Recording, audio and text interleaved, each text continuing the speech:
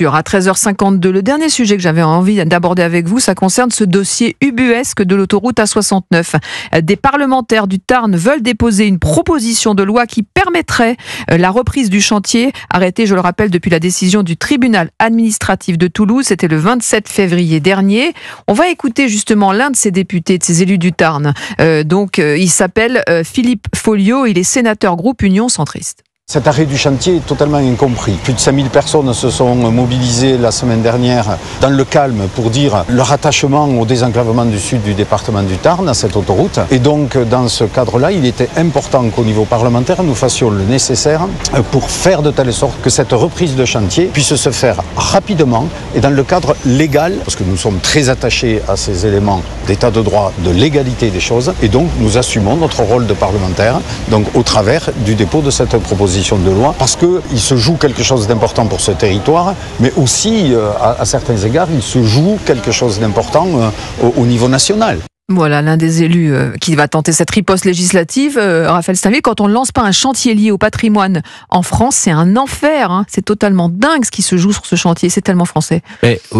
On a déjà décrit à loisir l'enfer normatif qui rend quasiment impossible pas seulement la construction d'autoroutes, mais la construction d'usines. C'est-à-dire qu'au moment où on voudrait réindustrialiser la France, où on nous promet une croissance renouvelée, tout ce tous les freins qui empêchent finalement cette reprise économique sont toujours plus nombreux, et finalement en la matière l'arrêt de la 69, c'est un résumé de tous les freins qui mais là, il y a des millions d'euros, il y a 300 millions d'euros qui ont déjà été engagés, des emplois, des vies brisées, parce qu'il y a des gens qui ont déménagé, qui ont quitté leur boulot, qui ont vendu leur commerce, leur maison. Et sans compter ceux qui habitent dans le Tarn, qui sont enclavés, qui escomptaient sur la finalisation de ce chantier pour finalement pouvoir voir cette région se développer, qui aujourd'hui ont compris qu'ils seraient